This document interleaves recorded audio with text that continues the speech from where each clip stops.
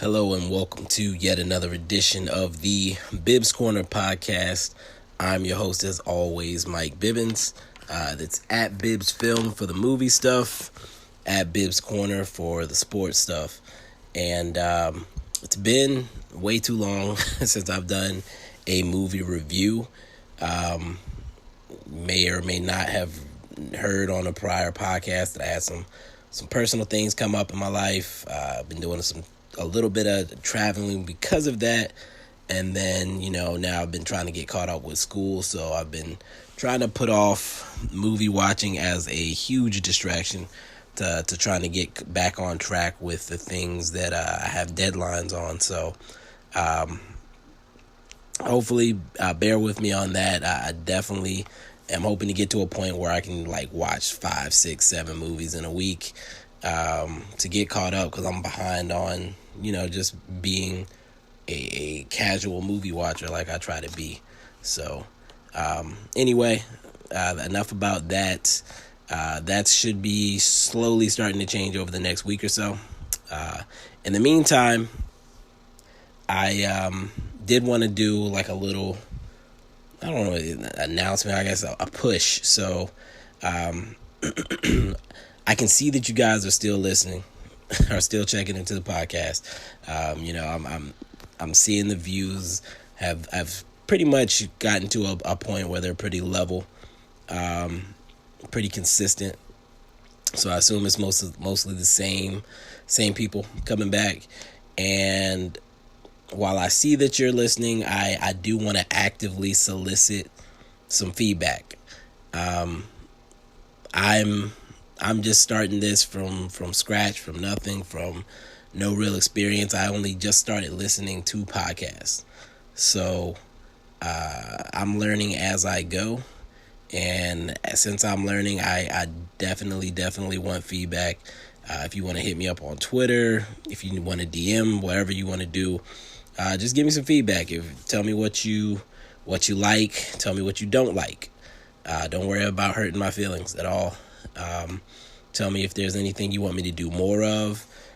If there's something you want me to do less of. If you have ideas for guests that I should or could bring on. Again, just let me know. And I'm open to any and all suggestions. I will hear you out. I feel comfortable saying that you don't have to worry about hurting my feelings or anything like that. It takes a lot to offend me. If anything, I'll just not care at worst. But again, I was voted, I haven't forgotten that poll. I couldn't believe it, but I was voted one of the nicest people on Dallas Mavs fan Twitter. So I like to think that's because I'm willing to talk to any and everybody about any and everything without trying to pass judgment and things like that. So again, feel free to reach out with any type of feedback. And then if you are enjoying the show, if you're one of those regular listeners, especially if you are on Apple Music, if you can give me a 5-star review, write some words in there just to tell me what you're liking or how you're feeling about the show, that would be fantastic. If you even want to go to the website, fill out the contact form, or email me. I really don't care how you reach out. Just reach out. Let me know what you're liking, what you're not. And that's enough of that. The whole purpose of this episode is to talk about the Janelle Monáe movie, Antebellum, which was highly anticipated earlier this year. And then it came out and people weren't quite feeling it, which made me not rush to see it. And I would have waited until it was free, but the fam wanted to see it, and so the fam gets what they want. As far as what the ratings are on Rotten Tomatoes from critics, it's got a dismal 28%, and then from the general audience, a 58%. So neither one of those qualifies as fresh, according to Rotten Tomatoes. People didn't like it. Some people say it has just some uncomfortable images with nothing really behind it, no substance. Then I had some people tell me, it's terrifying because it could happen. And, after watching it, I get both. And we'll get into that. So I have talked for a while here in the beginning. I'm going to give you guys the elevator review, which, again, if you're first time listening to me, the elevator review, I like to give you just a quick 15 or so second review as if we were stuck on an elevator and you asked me about the movie. No spoilers to worry about at all. No idea what's in the movie. I'm not going to ruin your experience that way. The middle section, I'll give you a more detailed review. Again, I do try to avoid spoilers, but when you're talking about some specifics, it's hard to not give away anything at all. So again, if you're like me, you don't want to know anything or you don't want to know much going in, then you might want to avoid that section and just leave after the elevator review. So that's why I try to do that. And then today I'm going to do something a little different. There's going to be a third section where I actually do get into some spoilers, definitely. So, again, first section, quick little review just to tell you whether or not the movie is worth your time. Middle section, I'll get into the details of why I feel like I feel. And then, again, the third section, I'm going to get into some spoiler territory because I need to get there to explain a couple things that I noticed. So, we'll drop a quick break in here and then we'll get right into the real review. All right, so elevator review. I can't recommend this movie. The premise is great, but the execution is bad. The movie comes out and smacks you in the face with some pretty brutal images, but it then doesn't make a lot of sense for like 45 minutes before it then finally tries to get you invested in the characters and gives you a little bit of explanation about who they are. If you have more time, I can definitely tell you how I would fix it. If I had to say, I would say avoid this movie.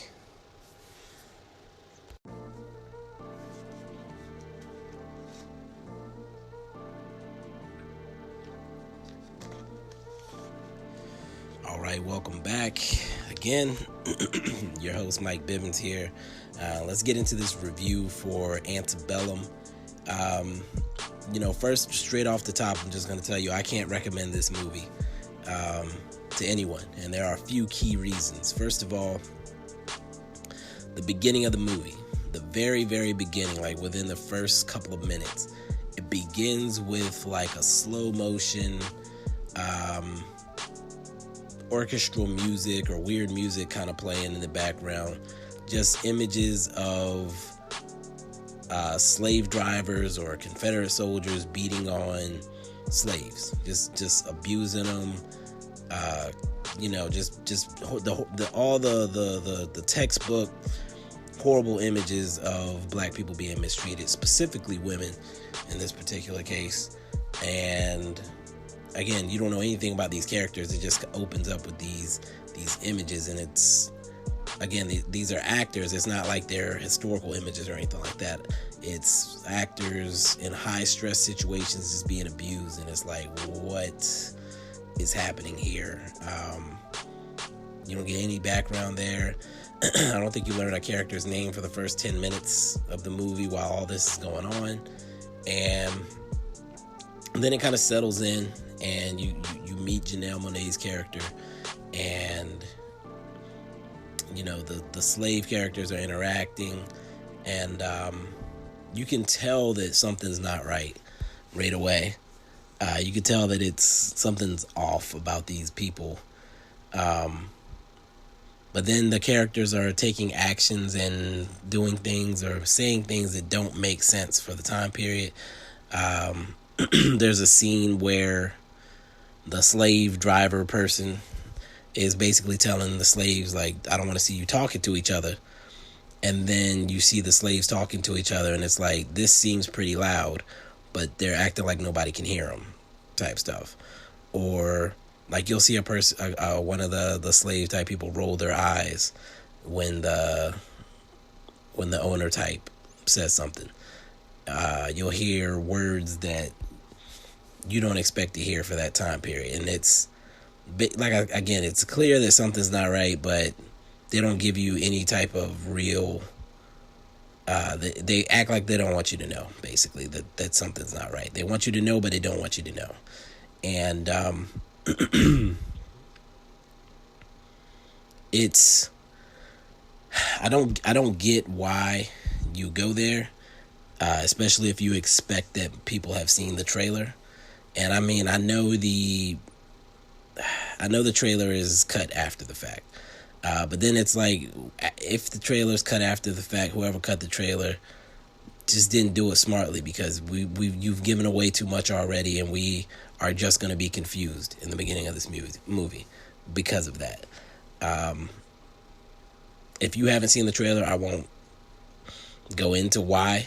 It's obvious that something's not right here, but I don't know. The movie feels like, kind of like, even though I saw the trailer and I knew something was up because of the trailer, it still didn't give me enough to be invested in the movie early on. It was just like, you smacked me in the face with these horrible images. You didn't make me care about the characters. And now, after the fact, you're wanting me to care about these characters who are in a scenario that I don't feel is real. Like, even in these scenes, the way they're carried out, it looks like a reenactment. And, like, at that point, I was like, is this a reenactment? Because if it's a reenactment, okay, I'll accept it. But if this is supposed to be real, this is supposed to be happening right now in front of me, or in this movie, this is supposed to be real life, then this is goofy. Like, the characters didn't feel authentic in this part. And again, this is intentionally done, apparently, based on how the rest of the movie plays out. But you're not sure if it's intentional or not, how goofy these characters are. And that's where the problem lies. Which brings me to my second point of annoyance with this movie. And that is the writing. Again, in that first 30 to 40 minutes of the movie, you will be incredibly annoyed by a lot of what's happening. You will know that something's not right, but that's all you'll have. And because of how long it goes on like this, if I wasn't planning to do a review, I would have cut the movie off, because I was just that annoyed. My family members were that annoyed. Like, they were checked out. My sister, my mom were falling asleep, type of thing. It just goes on for too long without giving you anything. So then, after the 40 minutes, it switches tone. You kind of get a better idea what's going on. You're introduced to a Gabourey Sidibe's character, and then she begins to be the nuisance. Again, the writers are two guys, black guy, white guy. You know what? Let me get their actual names. That will probably be for the best. It is Gerard Bush and Christopher Renz are the writers, and apparently they're a team. I looked at their filmographies. They haven't done a lot. This is really their first movie that I've ever heard of. They've done like one or two projects before this, and they have one coming up after this. But it felt like, I mean, they have the cast is mainly women, and I don't know if they don't know women or what the case is here, but Gabourey Sidibe character in general, she felt like a grab of just black Twitter buzzwords and like a stuck up prissy white girl, like smashed into one character. Like, she'll go from saying, talking about hotivities and needing a chocolate man and blah blah blah, and then go to, yes girl, okay, yeah, like in the next voice. Like, you know how she usually talks. She sounds like a like preppy white girl, and so she goes back and forth between preppy white girl and buzzword black Twitter chick. And it's like in the same breath even. It was very annoying. I really didn't enjoy it. And I mean, I guess you see people like that on Twitter. I mean, I don't know if I've ever been around someone like that. I probably wouldn't stay around that person for very long. but just her character was incredibly annoying. Janelle Monáe is like the straight woman in this woman, and Gabourey Sidibe's over the top sidekick. Then you get to Eric Lang and Jenna Malone's characters, and they are. Eric Lang plays like the slave owner corporal. I guess he's supposed to be the leader of the army, because apparently they're supposed to be Confederate soldiers, and he has just a fake accent that's overdone, unnecessary. I don't know how hard it is to cast actual Southern actors, but that would have been a better move here. And then Jenna Malone, same thing. Her accent's over the top. She's a parody of something. And my sister pointed out that she reminded her of the white girl from Get Out, or the daughter from Get Out, the girlfriend character. And she kind of does with how she carries herself, but then throw in a fake Southern accent for no reason.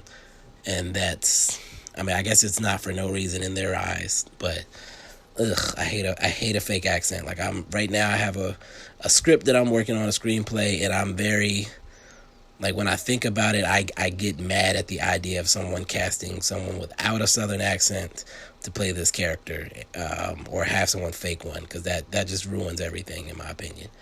And just, again, the lazy dialogue in this movie. There's a scene where Janelle Monáe gives a speech about women, particularly black women, taking their power back from, I guess, the patriarchy and the oppressors. And again, she's just using a bunch of buzzwords, and like they took a couple tweets that someone posted somewhere and just had her recite them, instead of it having like any real depth to it. It just kind of establishes that she's this like public speaker person that is very outspoken about these things. They show a clip of her on like CNN, basically, where she does the same thing. And it's like, I get what you're trying to tell us, I get what you're trying to do, but take an extra 30 minutes to make this feel real, instead of just, hey, look, this is who this person is, accept it and go with it. Don't listen to her actual words. And again, that's just lazy writing. Finally, the third thing that was annoying about this movie is just the potential, because at a certain point you will see that this film had a lot of potential. The concept is actually brilliant when you see it all laid out. The idea behind it was great, but they wasted that potential with lazy writing on the dialogue, and then just the way that they presented the material, the order, the time they spend trying to confuse you for absolutely no reason that's just wasted potential. And going back to something that I saw around the time this movie was being, pushed, but well before it came out, there was a girl on the timeline. I wish I remembered her name, but she was like up in arms about this movie, saying that she had a similar concept that she was adapting into a TV show. And I believe it might have even had the same name. I can't remember the full details, but she was working with like a known studio / direct producer to make this. Like, I think she said they were on set and everything, and then suddenly the project was gone, and then she started seeing like advertisements for Antebellum coming up, and like she was all over Twitter like blasting stuff. I don't know whatever ended up happening with that, but the idea of this concept being stolen from someone feels very real based on the execution. Like, it looks like somebody heard about this idea, took it, and then slapped together, like filled in the blanks. Like, somebody overheard my conversation about this concept and then said, oh, that's smart, and went and did it themselves, but probably not with the greatest execution or care.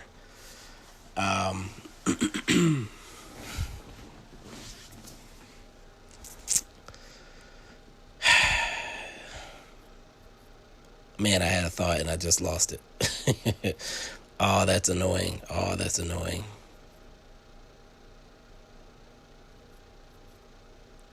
Wow. Okay. Forget it. Um, but yeah, it just felt like the potential again was there, but they just didn't bring it together. They didn't bring it home. Um, they just overthought it really.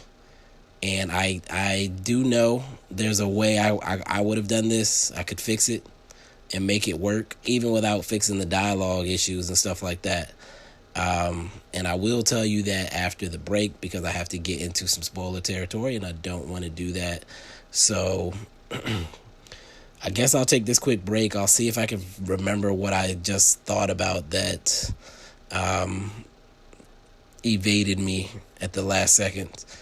And I'll say that at the beginning before I get into the spoiler stuff. So if you want to know what that was, then check after this quick break and then cut it off if you don't want to hear the spoiler part. And I'll let you know before I get into that.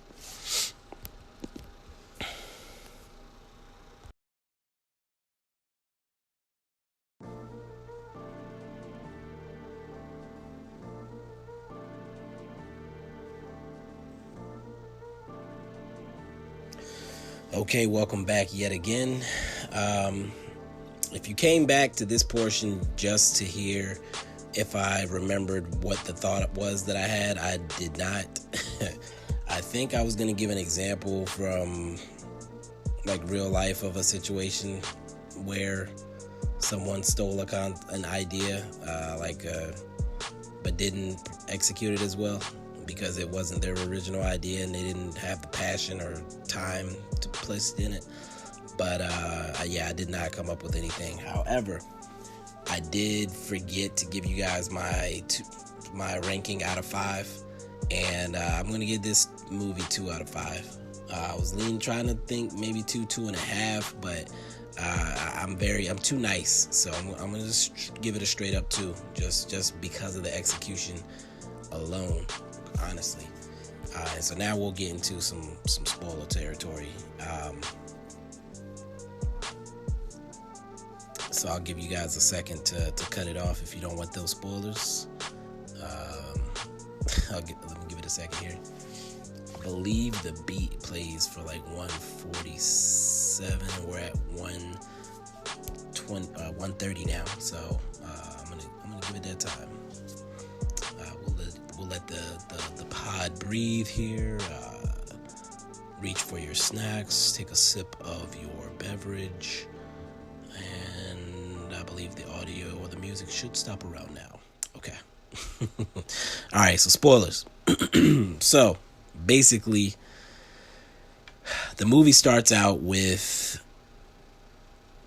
Janelle Monáe's character and like some other characters on a plantation. One of them gets killed in front of you. Janelle Monáe's character just gets beaten. We see some new slaves delivered to the plantation, and people keep coming up to Janelle Monáe like she's the one that's supposed to lead them out. And they're like, hey, you need to get us out of here, blah, blah, blah, blah, blah.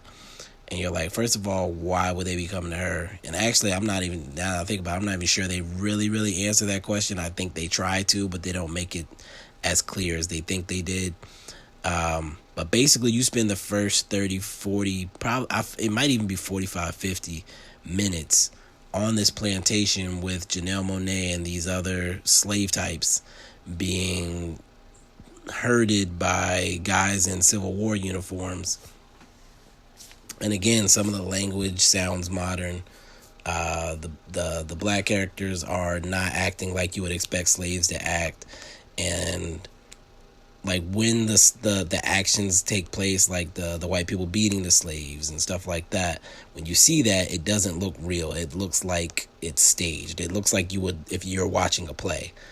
And it makes you question, like, is this real? Is this a dream? Is this made up? Like, what is happening? And to do that to your audience for 40 minutes is incredibly stupid. You can't do that for that long. My man Raymond at Raymondo writes, on Twitter said that this movie was like somebody watched Get Out but didn't understand why it worked, or didn't understand why it was good. And I get that. Here's that thought that I had. And I guess if the people didn't want spoilers, they might have already checked out. But the thought that I had was that it was clear that this person watched a lot of movies and pop culture. There was so many like little pop culture references that they added in this movie. Just like little moments, little callbacks to different things. Like there's a moment where they look up at the Confederate flag and she like takes it down like a Bree Newsom type situation. I don't want to give away too many of them, but like it was clear they were trying to imitate a lot of different things. Again, there wasn't a lot of like the concept is the only thing that's original. The rest of it is snatched from Twitter, and that's again just the laziness. It's disappointing to say the least. But here's how I would fix the movie.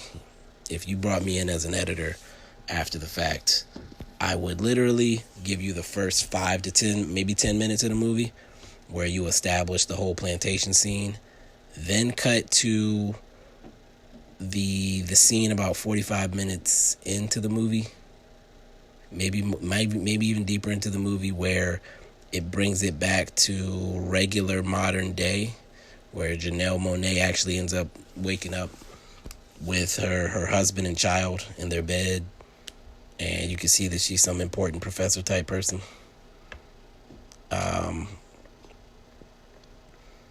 So then you only get like a 5 to 10 minute bit of confusion rather than 30 or 40 minutes where you will have checked out.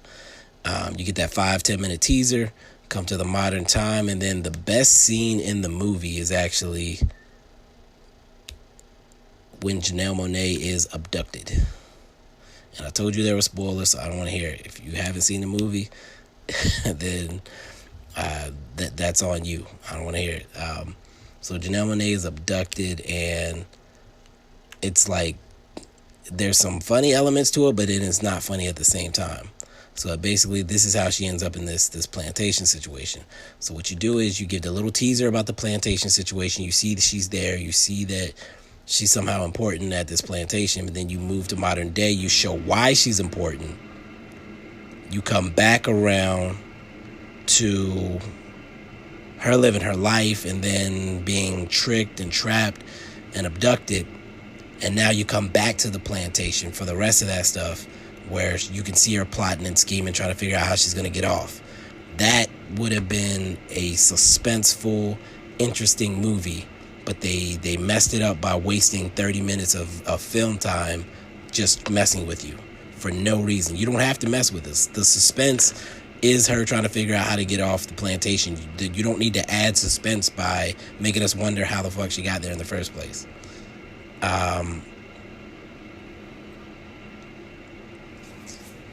Or what's going on. Not even how she got there. For the first 40 minutes, you do not know what is going on. And that's just, again, it just, you check out. Like if you, when things start happening with her living her life and you can see somebody's kind of trying to set her up and then she gets abducted, that is the interesting part of the movie. The slave stuff just was overdone. Like they took scenes from Django, they took scenes from 12 Years a Slave, just lazy images. And it was like, ugh, man. Again, even if you leave all that crap in there and just change the order of some of the stuff in the movie, it works. It's passable. I could give it a 3.5. But because of how they did it, it's a 2.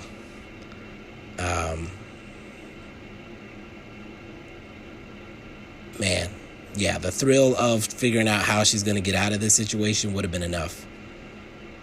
You didn't have to trick us. So I could go on for a while, so I'm just going to cut this off. I want to be under 30 minutes. I think I'm close right now. So that's it for Antebellum. Again, 2 out of 5. Bad editing. Some people thought it was interesting still. That's fine. I can see there was a lot that I liked. I just didn't The first 30, 40 minutes killed it for me. It was hard to come back from that. They almost did, to a certain degree, but not enough. Wasted potential. Could have been so much better. So this has been a Bibbs Corner review, and hopefully I'll be doing more of these in the coming weeks. I appreciate your patience. In the meantime, if you forgot at the beginning of the podcast, I asked you guys, send me feedback on Twitter, send me reviews on Apple Podcasts. I love you guys, and I'll catch you next time.